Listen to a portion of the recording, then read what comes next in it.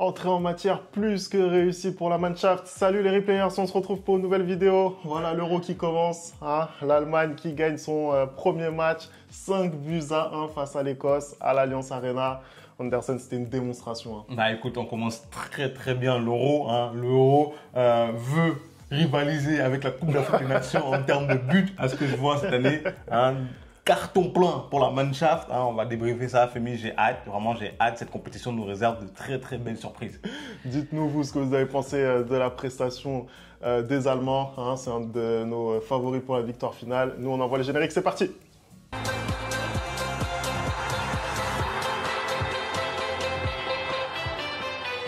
On commence cette vidéo, Anderson. L'Allemagne qui n'a fait qu'une bouchée de l'Écosse. Ça a vraiment été une leçon et dès le départ du match, on a compris que ça allait être compliqué pour l'Écosse. Franchement, oui, j'étais un peu surpris. Bien évidemment, je voyais l'Allemagne remporter ce match-là, mais je pensais qu'ils allaient plutôt être dans des scores du genre 2-0 ou 2-1, parce que l'Écosse aussi, de ce qu'on a vu un peu avant en qualificatif et en match amical, c'était pas non plus une équipe qui sait pas jouer au football ou qui avait peur de jouer. Mais là, dès l'entame du match, on a vu que les Allemands ont mis le pied sur le ballon. On a vu que vraiment, ils étaient chez eux, hein, qu'ils avaient à cœur de bien rentrer dans cette compétition-là, parce qu'on sait que dans des tournois comme ça, ton premier match est primordial. Ils donnent tout de suite le ton, et c'est ce qu'ils ont fait. Hein. Ils ont parfaitement négocié cette rencontre. On va le voir sur différents aspects. Ils ont été au niveau, et tu sens que oui, ils sont venus dans l'optique d'aller jusqu'au bout dans cette compétition-là. Ouais, je suis d'accord, vraiment. Moi, ils m'ont fait forte impression, et ce qui m'a tout de suite marqué à l'écran, c'est cette incapacité de l'Écosse à sortir le ballon. Ils ont été étouffés. C'était impossible d'aligner 3 passes d'affilée parce que le contre-pressing de l'Allemagne était extrêmement efficace. On a vu notamment le travail d'un joueur comme Florian Wirtz qui a énormément couru sur le front de l'attaque. Tout ça pour récupérer le ballon très rapidement. Et puis, en phase de possession, on avait une équipe allemande qui jouait dans un fauteuil, et notamment le sénateur, j'ai envie de dire, Monsieur Toni Kroos, Anderson. Bah, tout simplement, hein, on a en effet eu la formation qui va s'afficher à l'écran qu'on avait prédit, hein, ce 4-2-3-1 avec ce double pivot Kroos et Andrich. Hein.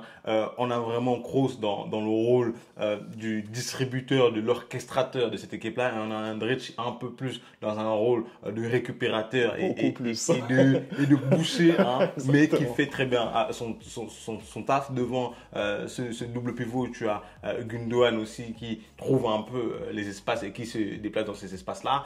Et à l'avant, j'ai trouvé que les 3 devant, que ce soit Havertz, que ce soit Musiala, je pense qu'on va revenir sur son match, ou que ce soit Florian Wirtz, merci, ils ont été efficaces, ils ont fait ce qu'on attendait d'eux, et comme tu l'as dit, l'Allemagne très vite a eu le contrôle du ballon pendant presque tout le match. L'Allemagne très vite a eu vraiment la main mise sur les occasions, les plus grosses occasions du match.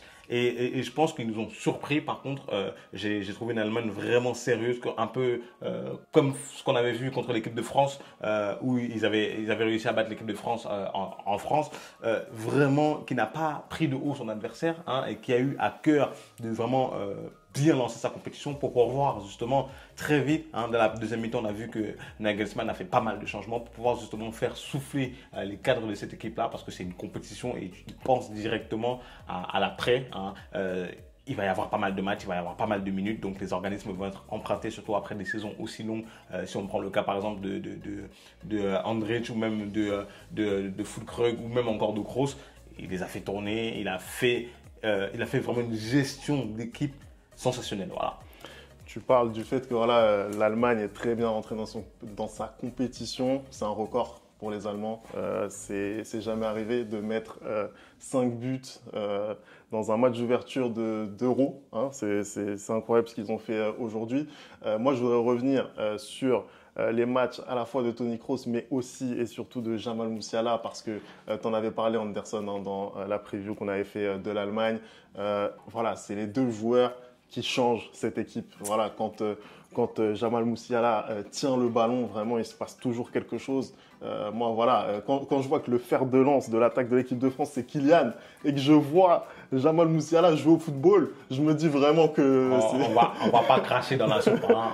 Je crache pas dans la soupe, mais sincèrement, ce qu'on voit, c'est quand même incroyable d'un point de vue juste technique. Vraiment, la maîtrise du ballon, quand même, c'est quelque chose. Moi, ça me parle tout particulièrement quand je le vois évoluer avec la balle. C'est juste dingue. C'est phénoménal, en fait. C'est phénoménal. Hein. Le fait que à son âge, il est le numéro 10 en sélection de l'Allemagne et qu'il porte presque à lui seul cette attaque allemande. Comme tu l'as dit, Femi, je ne veux pas redire les qualificatifs que tu viens d'employer. Dès qu'il touche le ballon, il se passe quelque chose, en fait, tout simplement. Et quand on a fait en route pour l'Euro, moi je t'ai dit que j'estimais que les deux joueurs principaux de cette équipe d'Allemagne, ça allait être Toni Kroos par sa maîtrise, par comment il allait contrôler le jeu et le tempo allemand, et que ça allait être aussi Musiala, parce que pour moi il a cette qualité de percussion que très peu de joueurs aujourd'hui ont dans le paysage du football européen. Très peu de grands joueurs ont, et tu trouves que quand il percute de cette manière-là, il crée tout de suite le danger. Et de son côté, Toni Kroos, je pense que sur le premier but, l'ouverture encore qu'il fait pour trouver Kimmich est juste extraordinaire. Hein. Après Kimmich, il fait juste cette passe magnifique aussi.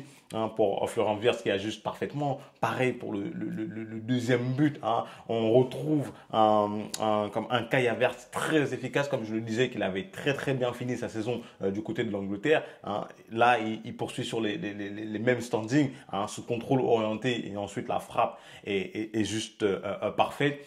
L'Écosse, en plus, comme si c'était pas assez compliqué pour eux, ils vont commettre cette faute sur Gundogan qui est totalement stupide et qui mérite logiquement ce carton rouge-là, et le match devient très compliqué pour eux et beaucoup plus facile pour l'Allemagne, qui peut se permettre de faire tourner, de faire rentrer des gars comme Füllkrug qui sont sur le banc. En Allemagne, vraiment le visier de cette équipe est impressionnant. Tu te rends compte qu'en deuxième mi-temps, ça fait rentrer Füllkrug, ça fait rentrer Emre Can, ça fait rentrer Leroy Sané, et ça te met quand même trois autres buts. Hein. C'est une dinguerie en fait. C'est incroyable. C'est Musiala, le contrôle orienté. Oui, Musiala.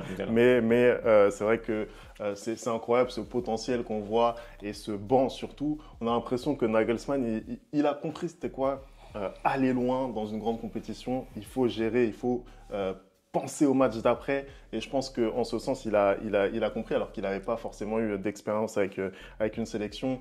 Tu as parlé du rôle prépondérant de Toni Kroos, notamment cette transversale extraordinaire lors du premier but vers Joshua Kimmich. Moi, j'ai entendu une stat sur BeIN en regardant le match, elle est incroyable. C'est le 100% de passes réussies en première période. C'est insolent. Et encore en fin de match, c'est une seule passe ratée. Hein. Mais c'est indécent. À la 49e minute, j'ai noté. Hein. C'est incroyable. C'est juste dingue. Parce que les passes qu'il tente, elles sont dangereuses. C'est des passes à risque, en fait. Et avoir un tel pourcentage de réussite, ça prouve vraiment le niveau technique de Toni Kroos. Moi, sincèrement, je n'ai pas envie qu'il arrête le football, ce gars. Je n'ai pas envie qu'il arrête le football. Je ne suis pas du tout supporter du Real Madrid. Qu'on ait envie, je n'ai pas envie qu'on ait envie ou qu'on n'ait pas envie, il a décidé qu'il allait arrêter au sommet. Et franchement, moi, je trouve que ça va tellement dans la philosophie de ce joueur-là. Je pense qu'il n'a pas envie. On respecte tous les joueurs qui sont allés en Arabie Saoudite, mais lui, il n'a pas envie de finir comme ça. Il a toujours dit qu'il finirait sa carrière au Real Madrid. Et là, il est revenu pour une dernière danse avec sa sélection. J'espère qu'il arrivera à les porter le plus loin possible. Mais oui, quand on voit encore son match ce soir, on se dit qu'il a encore le niveau. Il a encore 2-3 saisons au plus haut niveau en Europe. Mais malheureusement, il a décidé d'arrêter. Voilà. Pour parler un petit peu de l'Écosse, moi j'étais un petit peu déçu. Tu as parlé du fait qu'ils avaient fait une grosse campagne de qualification. C'est vrai, ils restent tout de même sur une série de 7 matchs sans victoire avant d'arriver à l'Euro. C'était quand même compliqué pour eux là sur les derniers matchs. Et sur ce qu'on a vu ce soir, au final, je trouve qu'ils n'ont pas proposé. C'est-à-dire que tactiquement, déjà, l'approche du match, de mon point de vue, n'était pas bonne, parce que même à 11 contre 11, en fait, ils ont vraiment décidé d'attendre cette équipe allemande. Et vu la qualité technique qu'il y a dans cette équipe, forcément, à un moment donné, ça allait imploser. Et ils ont eu la malchance que ça implose très vite, en fait, dans le match. Et ça, c'est encore plus dur quand tu as un plan de jeu comme ça où où tu décides de fermer un petit peu les vannes. Donc ça, pour moi, c'était quelque chose qui n'était pas forcément judicieux et je pense qu'ils avaient moyen de faire mieux. Au final, cette équipe allemande, elle n'a pas été inquiétée, mise en danger. Ils terminent le match avec un seul petit tir, aucun cadré, puisque c'est le coup de billard de Rudiger qui fait que ça rentre au fond. Donc, c'est compliqué pour nous aujourd'hui de noter la défense allemande ou même de noter Manuel Neuer alors qu'on avait eu des doutes sur lui pendant cet Euro-là. Aujourd'hui, tellement l'Écosse a été pauvre en attaque, on ne peut rien dire sur le match de la défense allemande ou de Manuel Neuer. C'est à ce point-là que le contenu offensif de l'Écosse a été vide. Les hommes de James Clark, je ne sais pas si c'était la stratégie que lui il avait définie en début de match, ce 5-4-1, hein, mais c'était clairement pas la bonne parce que dès le deuxième match, ils sont obligés d'aller faire un résultat. Je ne sais pas ce que ça va donner pour eux. Écoute, on va essayer de se projeter un petit peu maintenant sur les prochains matchs et notamment pour l'Allemagne puisque la prochaine journée, ce sera face à la Hongrie. Une bonne équipe encore. Hein. Ça monte crescendo dans cette poule pour l'Allemagne. L'Écosse, elle sera opposée à la Suisse. Comment tu vois cette confrontation pour les Allemands? Moi, je t'avais dit quand on a fait en route pour l'Euro que je trouvais que le calendrier était vraiment favorable aux Allemands. Pourquoi? Parce que dès le début de la compétition, ils ont affronté les équipes les plus faibles du groupe avant d'aller affronter la Suisse. Là, en ayant pris les 3 points, tu peux te permettre contre la Hongrie, qui est une très belle équipe, qui pour le coup, contrairement à l'Écosse, dans les 10 derniers matchs, c'est une seule défaite contre l'Irlande, il me semble. Tu peux te permettre de faire un match nul. Tu peux te permettre de faire un match nul et dès un match nul, si tu as un match nul, je pense que tu es déjà qualifié pour les huitièmes de finale avec ce qu'ils ont fait et ce qu'ils ont livré comme différence de but ce soir. Je pense que voilà, c'est très bon pour toi. Mais je pense quand même que les hommes de Nagelsmann vont essayer d'aller avoir un résultat là-bas. N'oublions pas que l'Allemagne joue à domicile et qu'une victoire, tu es totalement assuré d'être en huitième, contrairement à un match nul où tu peux être meilleur troisième. Donc je pense qu'ils vont aller faire le nécessaire. Par contre, maintenant, à ne pas négliger cette équipe de Hongrie, je pense qu'il va poser beaucoup plus de problèmes à l'Allemagne que l'Écosse. Écoute, on verra ce que ça va donner. En tout cas, ils ont réussi leur entrée en matière, les Allemands. Merci d'avoir regardé cette vidéo. On n'oublie pas les bonnes habitudes, @le replay foot. Vous me dites ce que vous avez pensé de la prestation des Allemands. Et nous, on se retrouve très très vite dès demain pour un Croatie-Espagne. On va suivre l'Euro sur cette chaîne. Comme on a suivi la CAN, on va suivre l'Euro. Ça va être incroyable, ça va être incroyable. Restez connectés. Nous, on se retrouve très très vite pour une nouvelle vidéo. Ciao!